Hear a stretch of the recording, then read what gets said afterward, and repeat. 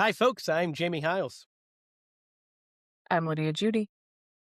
And I'm the odd man out, Derek Lemaster. This is Screenplay Movies, the podcast where we review a horror movie each week. And what the hell are you talking about? Odds, man. Odds. We were just talking about odds. I'm the odd man out. Yeah, but nobody else knew we were talking about that. Doesn't so it matter. makes no sense. You guys do. That's all that matters. It's literally a non sequitur. That's like me saying, ice cream champion. And you're like, what the fuck is that?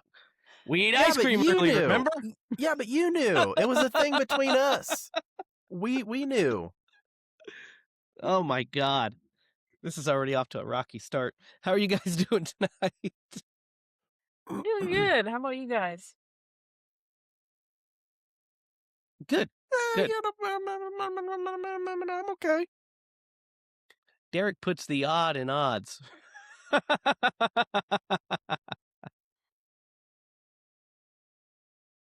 All right, guys. Well, speaking of odds, what are the odds that one of the three of us is a demon? I put the odds on me. I know you guys, so I'm going to say odds are low. Yeah.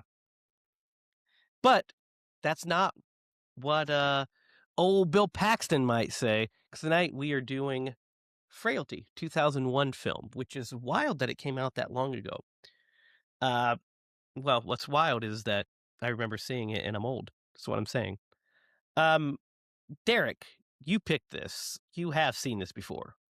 One time, I think I saw it one time, and it made an impression. Lydia, you have never seen this before?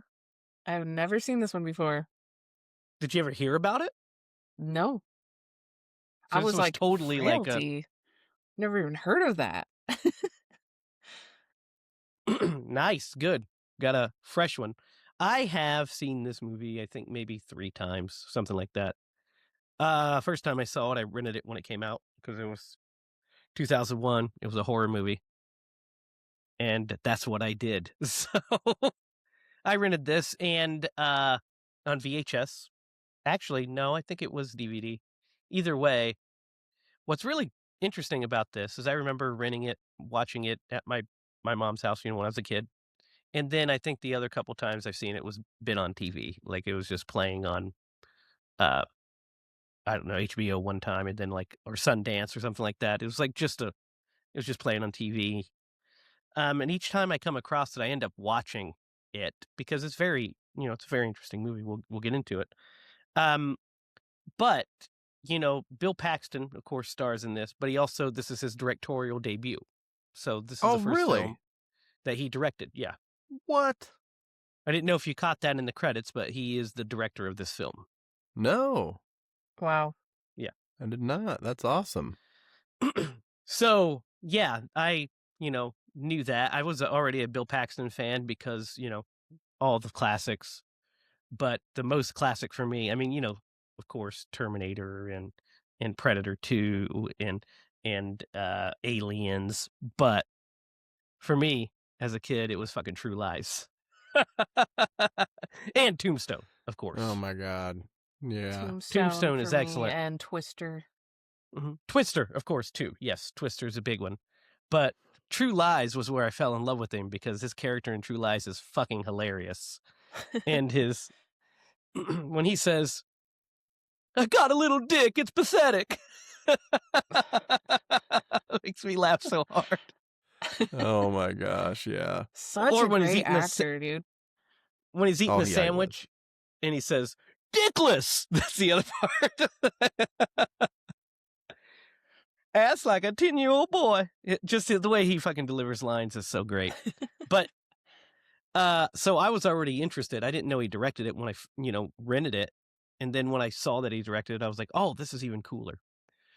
So let's talk about that. Let's talk about the style and the kind of breakdown of like the way the story is told. We get a framing device, right? Mm-hmm. Which framing devices can make or break a movie sometimes. But this one we have Matthew McConaughey, a young Matthew McConaughey, a pre, super famous Matthew McConaughey. Uh, he'd already done some stuff, obviously, Dazed and Confused and such, and the award-winning classic Texas Chainsaw Massacre: The Next Generation. Oh my Oh. gosh. I thought you were going to say The Wedding Planner. No, I'd watched The Wedding Planner 15 times before that Texas Chainsaw movie. It is fucking terrible. We'll talk about that. We have 2 movies to get through to that one, or 1 movie at least. But yeah, so young Matthew McConaughey and the always awesome Powers Booth as the FBI agent in the framing device. Powers Booth is another one that's just always consistently great. Another Tombstone alum, by the way. Old Curly Bill. Well, bye. Is that who that is? That's Powers Booth. Yeah. Wow. Yep. Great actor. He's in tons and tons of stuff. And he has one of the all-time great names of Powers Booth. What a fucking name, Powers That's Booth. a crazy right? name. I wonder It's if a that was great actually name. his name or like. I don't know. If he changed it to it, it kind of sounds like it's something that you would change your name to. Oh, yeah, Like- it does. I couldn't imagine, like, my son being born and be like, you look like Powers to me. My God, dude, I got a story. I'll tell it. Remind me, and I'll tell it at the end. Okay. Baby names. Okay. Sounds good. But yeah, so what do you guys think? Lydia, this is your first time watching it. So we get this framing device of McConaughey coming in and all that stuff.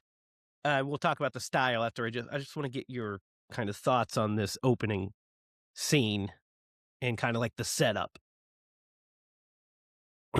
It's definitely very interesting because I went into it like trying not to know anything. Jake read the little description and I was like, oh man, that's like a huge spoiler. Like, why'd you read that to me? But it just said that Bill Paxton like starts going on a murdering spree and you think it's the brother or something like that. So it really didn't Oh. spoil too much. But yeah, but just enough. Yeah. Just enough, yeah, for me to be like suspicious of Bill Paxton as soon as I see him, Yeah. And I mean, but and maybe it was already supposed to, like, the trailers probably made you feel that way a little bit, I'm assuming. the trailers sell the psychological thriller part of it. I mean, that's what Yeah. it leans on, and that he's sees demons, I think is what the trailer kind of showed. So you don't really get much spoiled, but the setup is very intriguing because it's played as a very down to earth kind of serial killer procedural, and then we get this kind of coming of age story, which is pretty heartbreaking, really. Oh, yeah. Yeah. And that's where like the bulk of the movie is that him telling the story of what's going on in their childhood, and the way it's filmed and shot and blocked and directed and such. It's it does a really good job of capturing like the domestic drama with like this tense undercurrent, this tension, wouldn't you guys say? Yeah, Yeah, definitely. I would say. Yep. Because they set it in 1979, so we get like a period piece, but not too nostalgic period piece. We get like the 70s, so it can kind of look a little more modern than if it was set like say in the 50s. And we get like this kind of setup where when we first meet the family, they're like this really great. He's a great dad before he gets this calling, and Mhm. Raising his 2 boys, and they all seem to get along and everything. And then the mayhem starts. What do you? Let's talk about the performances since we already talked about the little bit about the style, because what I like about the style real quick is that, like I said, we get some flashes of some kind of style, but we get a lot of like telling the story in like a very matter-of-factly coming of age kind of, like if you were to cut out the murder scenes Mm-hmm. and that it would feel like a drama about a troubled childhood from the 70s, right? Mm-hmm. Yep. But with like this great like the it feels kind of like you get some of that whimsical warm blanket feeling when they're like kids, and then they shatter that with this fucking terrible stuff that's happening, and I kind of like that a lot. For sure. Mm-hmm. And you're right. Like the acting in this movie is superb. The Sure. kids do a fantastic job. Obviously, fucking Bill Paxton nails this role. I think he's a great dad. And the scene at the dinner table where they're talking about homework, and he's like, "Yeah, I was never Mhm. really good at math." Like it's just so like, and especially if you if you grew up poor, you know what I mean? Like you're there. You're at that dinner table. You're connecting with these characters, and it feels like home, if that makes sense. And he's doing his best, damn it. He was a great dad till the angel fucked it up. Yeah. So here's the yeah, and we can't we can't go without talking about the twists and stuff, which we'll talk about here in a second, because that's Mhm. how we get into like the actual the meat of some of this stuff. But yeah, I agree. The performances across the board are really good. I think the actor that plays young Fenton is excellent. Mhm. Like he's terrific. Agreed. And the child that plays Adam is really good too. And Bill Paxton's excellent. But like he carries the movie, the Mhm. actor that plays Fenton carries the movie. He's our point of view character. And it's like really does a really great job of everything. Like all the emotions that he portrays, his guilt of what's happening, his uncertainty, all of it is like, you know, he shows on him. It's a great performance. Mhm. Kid should have won something. He was awesome in this Oh thing. yeah, he was excellent. And this is a really, I've said it a couple of times, like child actors sometimes really surprise you. Because this is a deep role. You know what Mhm. I mean? Like the emotion you have to portray on film, and like the way you carry yourself, and he nailed it. He did a great Yeah. job. And That he that went actor's from name. Oh, go ahead. he went from this to Spy Kids 2. Yeah. Yeah. It's the You know? range. The Yep. range is incredible. And I mean, I of course recognized him immediately as the Spy Kids. Spy Kids One of 2. the Spy Kids kids. But You're like, look, it's yeah, Spy it's Kids just 2 kid. yeah, yeah. And then the younger one I recognized as Peter Pan from that live action Yeah. remake. Yeah. I did not watch that. Yeah, me neither, man. Me Did neither. not watch Well, that one. That one. that's because you guys weren't little girls when that came out. That's That's true. that's true. There's two Peter Pan films and only one good live action one, and it's Hook. Yep. Oh, yeah, for sure. And I'm gonna have then to have my the kids the, watch that. the Disney Peter Pan, by the way, is fucking excellent too. Mm-hmm. The animated one, it's awesome. But Obviously. Hook doesn't get the love it deserves sometimes. I think people call it like a lesser Spielberg uh, effort, and it may not be Jurassic Park, but god damn it, I think it still rips. Right, it's still great. Mm-hmm. I Great mean, not movie. every movie can be Jurassic Park. Yeah. I mean, Only you sit Steven down and Spielberg can have watch multiple movies that are that. you sit down and watch Hook and tell me it's not same level as Jurassic Park. I mean, it's not quite, but it It's definitely is magical. perfect. Definitely It's magical. perfect. Yeah. Mm-hmm. I mean, it also helps that fucking Robin Williams was in that movie, and Dustin Hoffman, and like, Bob yeah, Hoskins yep, as yep, old Shmee. yeah. He was excellent as me. And Julia Roberts. Can't forget. Yep, Julie Old Rob. Julia. And of course, we also can't forget the kid that plays the son in What About Bob? Yeah, whatever his name is. Agreed. Okay, we're not talking about Hook now, though. We're talking about this movie. So let's get back on track. We'll do that for our other podcast, the Weekly Spielberg. That's There you coming go. to you very soon. By the way, almost every episode's a 10 out of 10. So, We don't even have to rank spoiler them. alert. Yeah, it's hard. It's like tied for one again. um so yeah, let's talk about what is interesting is Paxton focuses on the drama and the effects of the violence and not the Yeah. violence, Yeah. Mm-hmm. because we never see any of the murders. They're always Yeah. off camera.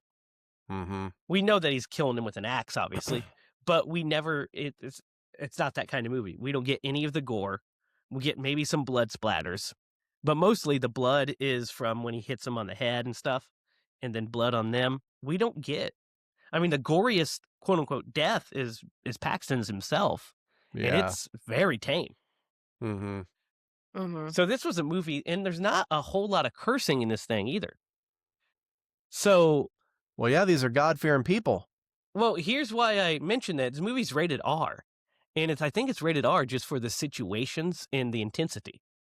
Probably Because it's that definitely makes not for sense. violence, and it's not for cursing. It's not for language. Right. Yeah. This that's movie a good could point. almost play, I feel like, unedited on TV nowadays. Mm-hmm. Oh, absolutely. They just- show way worse but than it's- this on TV. Yes, but it's just so intense that, you know, that who knows what they would cut or if they would cut stuff. Yeah. But yeah. So he chooses not to show us that stuff, which I think is very interesting, but he focuses on the effects of the violence and the trauma that it's building in both of the kids. So we have to talk about the big twist. And I'm kind of two minds about this, because throughout this whole film, we're getting like this kind of this guy telling us that basically relaying his childhood, trauma, and telling us what happened and how his brother was his killer and stuff. And his dad was a murderer. And then we get to the end where we get the catharsis of him killing, deciding not to murder this person and killing his dad. And, at that point, you're like, oh, okay, so this is what's happening. But you're like, well, there's a lot of fucking movie left. What's going on here? And then that's when it decides to play all of its cards. So, the whole movie we're kind of led to believe, because we're seeing it supposedly from Fenton's point of view, that, his dad just went insane and is murdering people. And, his brother snapped because he was brainwashed by his father, and he's starting to murder people with these hands of God killings. So when we get that reveal that they were actually seeing evil people, Mm-hmm. demons, people that have done a lot of evil stuff, and that there was a list that was given to them, and they can track people, and they are a hand of God, and that Fenton is actually Adam. What do you guys think of that twist? And then I'll tell you what I think of it. I feel like you could kind of like see it coming the whole way, and especially like, because they did a pretty good job of pairing the kids to the adults, like as far as stature. Yes, and everything. that's the one thing that gives it away almost immediately to me. Yeah, and Is also that when go the ahead. kid that plays Fenton looks just like the adult Fenton. Yep. Like the like kind of features and stuff. I was like, okay, but anyway, continue. And young Fenton, by the way, is 100% a byproduct of the violence and because he doesn't see the angels. If he lives in a normal family, he grows up as a normal kid. Right. Like Yeah. most likely, but like he is scarred. He is trapped in a cellar till he almost dies. He's, also what he sees, like the trauma this kid endures. But I kind of forget where I was going. But yeah, no, he 100% is a byproduct of how You were all this talking about the played out. twist, is what you're trying to talk about. Oh yeah. But yeah, you could you could see that kind of come, and it was pretty telegraphed. And Yes, but I how didn't do see you it feel coming. about it? oh, you didn't? Go ahead, I Lydia. thought it was really well because especially the way that it's playing against the FBI guy who which by the way there's a couple of things about him. Yeah. But like the way it plays against him to like lure him into, because you can't just, Mhm. yeah, it worked in that regard for sure. But like he definitely set him up and You didn't telegraphed see the pretty well. twist coming, Lydia.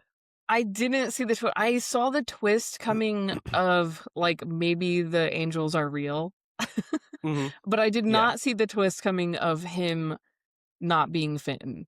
And Jake called it like right before it was revealed, and that was really exciting. So I don't know. Yeah, I mean that part worked for me. I was like, oh, that's So delightful. I kind of saw both twists coming the first time I watched this, just because there were certain subtle things. It's The so first time I watched obvious. it, It's it so was the obvious. kid. Like It was the once you stature of the figure it out. kids. Yeah. Like the look of the kids. I was like, he looks more like Matthew McConaughey. I was like, I bet you he's the, and I my theory was, oh, he's the real killer and he's trying to frame his brother and blah blah. And then I was like, well, when it started to kind of, kept him always doing it and stuff, I was like, the angels are probably real. They're actually probably seeing this. But I didn't ask if it worked because I think it works pretty well. It does on a filmmaking stand. I asked if you Mhm. like the twist because me personally, I don't know if I like the twist. I don't know if the movie's not stronger if it's literally a story about religious fanaticism Yeah. and the effects of violence on these people.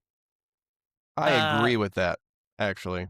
I think that may be a stronger movie. It may not work as well as a genre movie because it may just be more too dramatic. You know what I mean? Too much of real life, which they hit on those topics, but they have their cake and eat it too with the twist, right? Because they're like, look how terrible this stuff is, but also they were right.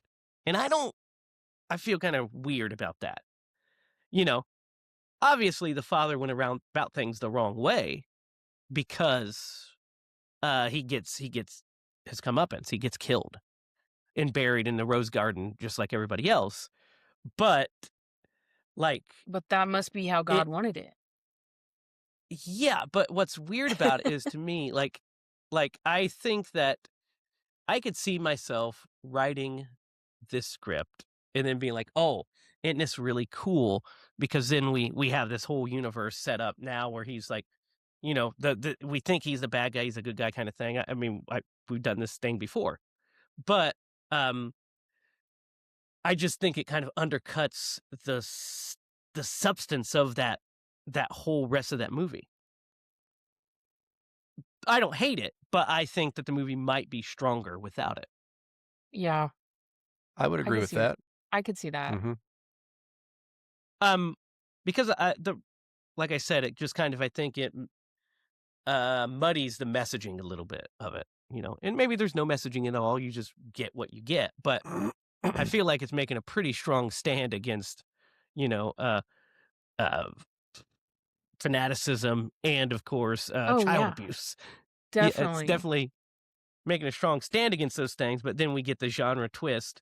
And I will say, I am slightly confused as to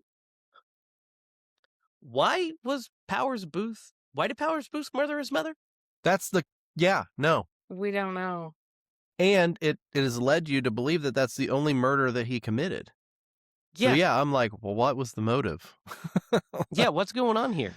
And I mean, I do like the idea that he set all this up. I mean, that's a fun idea. It's a fun twist.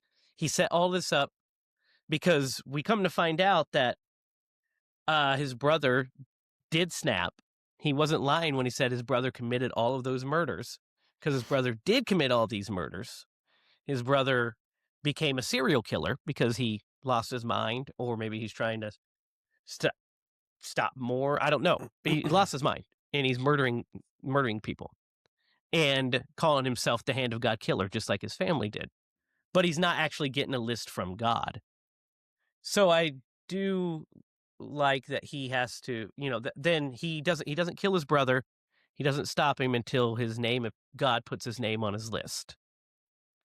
Um, and then, then he kills him or whatever. But the setting the trap for the FBI agent, that's fun. That's kind of a old trope, but a fun trope. He rolls into town and he kind of takes on the corrupt law official and, sets him up and beats him in his own game.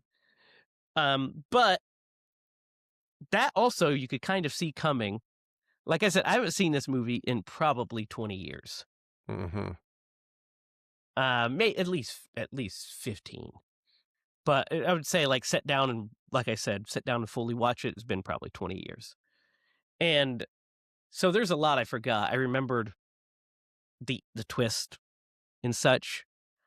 But when he comes in and he's holding the picture of him and his mom, and then he mentions his mom the second time, I was like, he fucking killed his mom, didn't he? That has to be it, right? That there's no reason that he just keeps talking about this guy's mom for no reason. Yeah. Yeah. You only got one picture in your office of your mom. Yeah. Yeah. You didn't tell me why you had that picture of your mom. Oh, because she was murdered. And they never caught the killer. And then I decided to become a cop.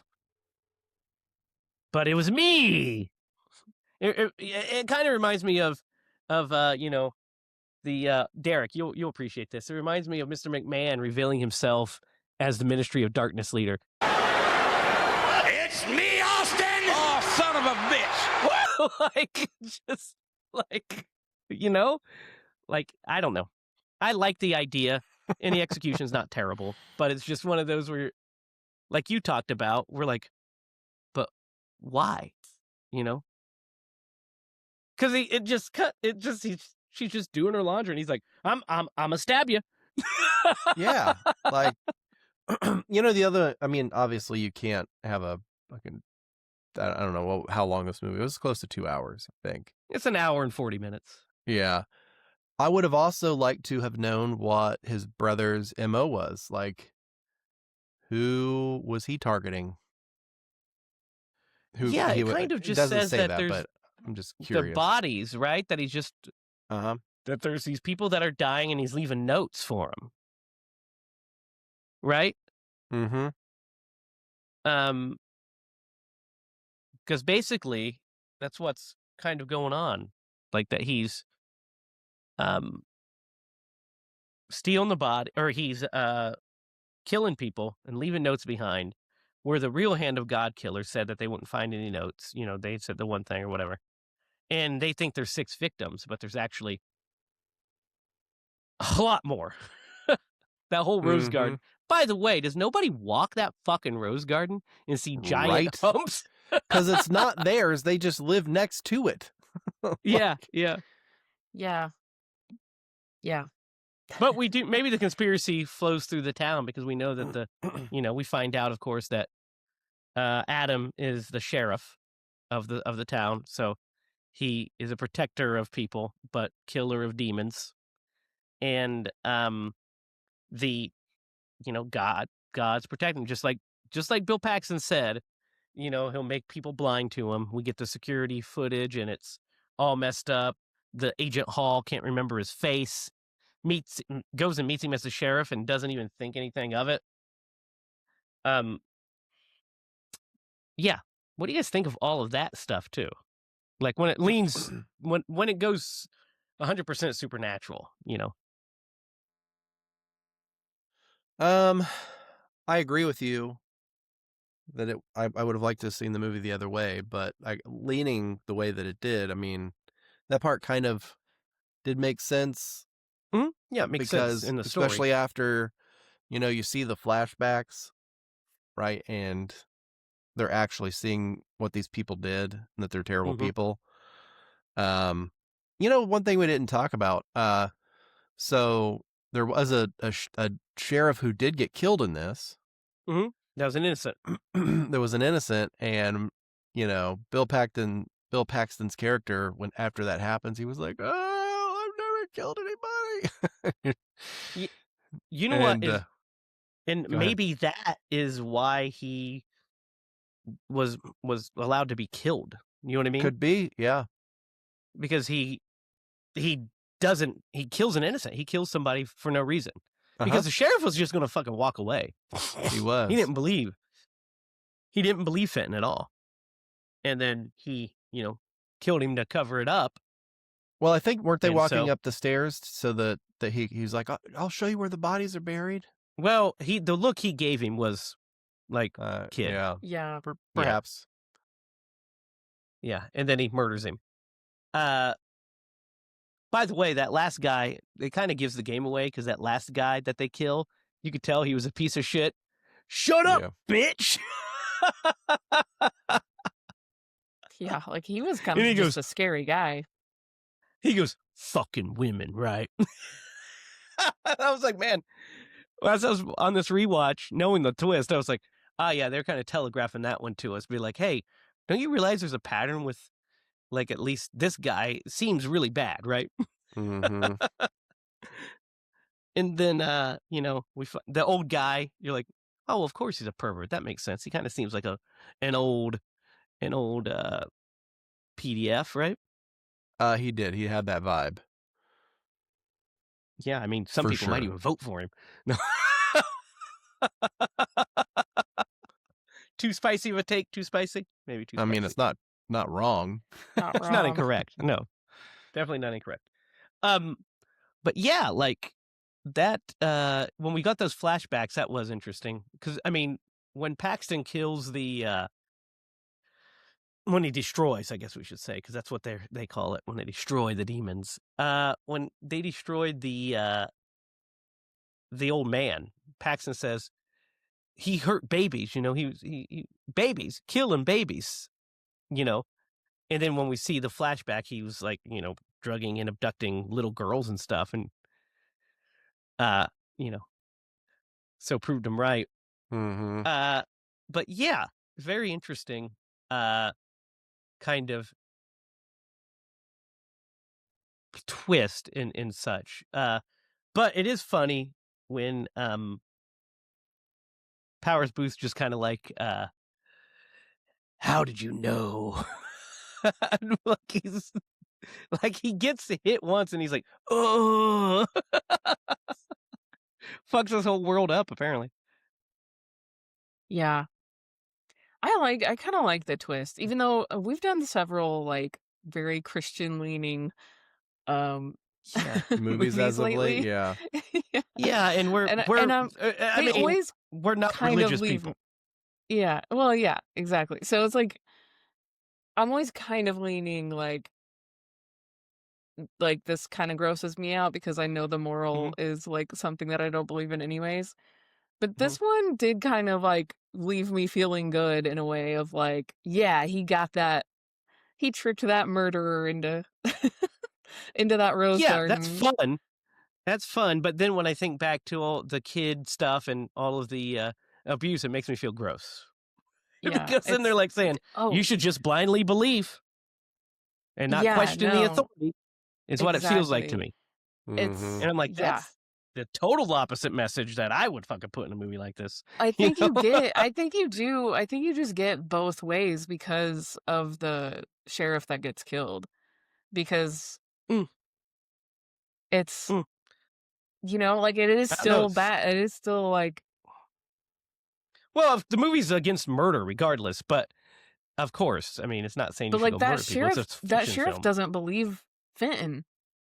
He doesn't believe him Correct. at all. Like at any point, He he doesn't. kind of questions it for 1 second. He's like, "Well, I guess And we go that's- check the that's- shed." That's part of the undercut of the twist to me. Is it's Mm. like, I mean, we get this kid that's in this impossible situation that's trying to escape Yeah. this insanity, and then it's like, oh, but he That's- should have just joined up. And it feels That's very true. Yeah, it's got that feels very icky to me. Christian, You know what I mean? very Mhm. Christian morals. To And the I mean, that's ending not here. necessarily, that may not necessarily even be the intent of the film. It's just to tell a fun story, and they use Yeah. Christian trappings to do so. But I mean, I just think it might have. I don't hate the twist ending. I think the ending's fine. I think it's, it's fun. It's fine. They should But I say think that at the end of the movie that, if you are seeing angels and, hearing the voice of God, you should A go get PSA. checked out. If this does happen to you, seek psychiatric. yeah, I mean, it doesn't take me make me hate the movie or anything. I just think that it would have been. I think it's still a good movie. I think it would have been a stronger movie to have this kid growing up with just this adult just growing up with this trauma and living with this kind of like Stand By Me, right? Kind of like Stand By Me, just a more horror bit Stand By Me. Where this period shaped this person's life. But, it's not, like I said, it doesn't take the movie out for me or anything like that. It's just something I was pondering while I was watching it. And I was like, wonder if the guys want to have this conversation. Would you prefer the other ending? And I think that I probably would have preferred the no twist, or at least a different one. But yeah, music-wise, guys, it's fine. Nothing like special. Appropriate. It does the trick for the movie, right? Yep. Yeah, it's very Agreed. typical for what you would hear at that time, I feel like, for this Yeah, type I of mean, I movie think it especially. goes.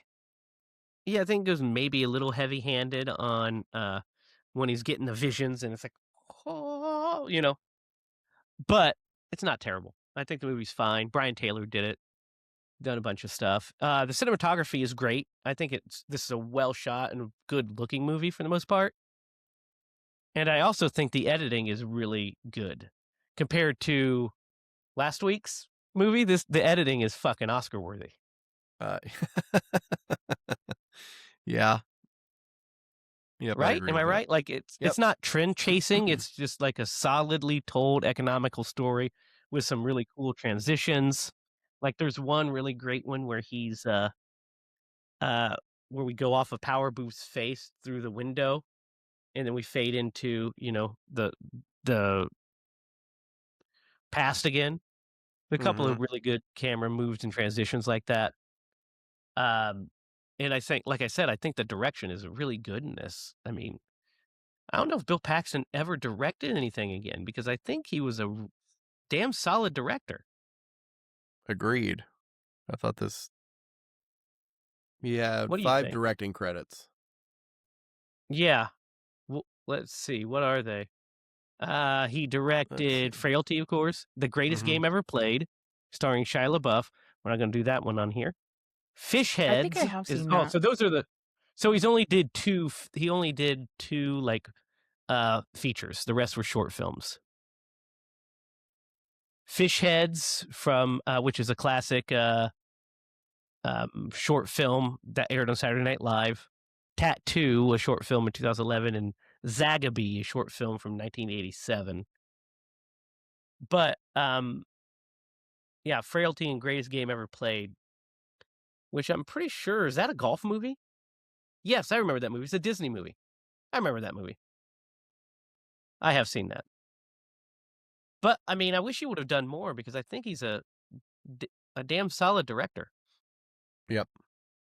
Like this one is really good. He did a great job with this movie. Yeah, He elevated it, because in less capable hands, it could have been way schlockier. I feel like there's definitely room to make this schlocky, right? Yeah, for sure. It could have.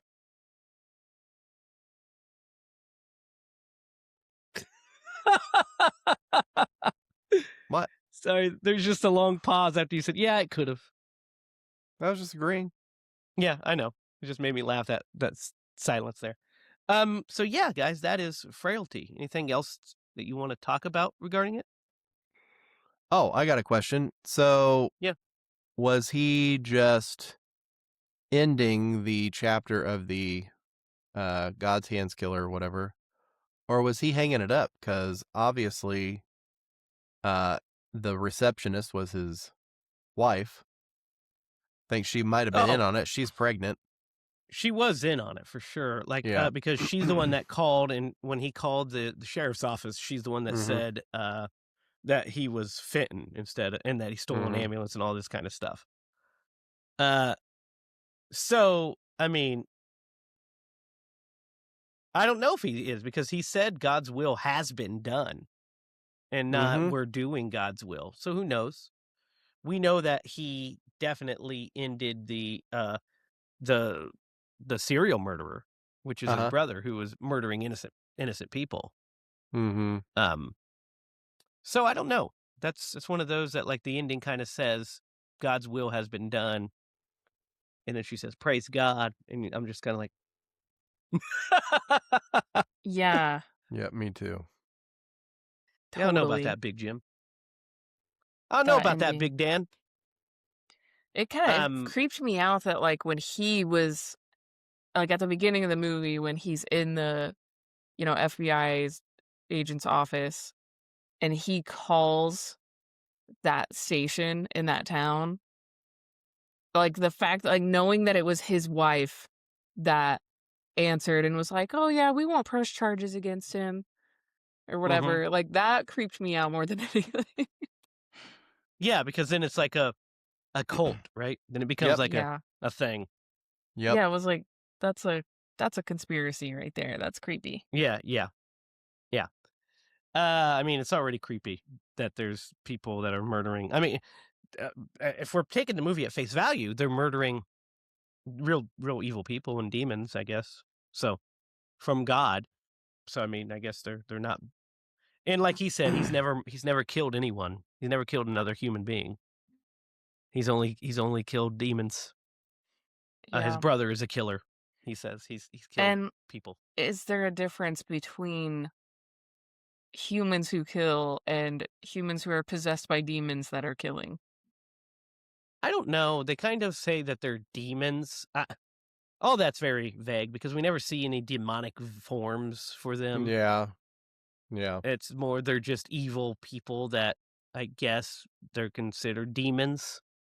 Because his brother definitely wasn't a demon. His brother was born. His father, you know what I mean? Yeah. Did he become possessed by a demon? Maybe. Who knows?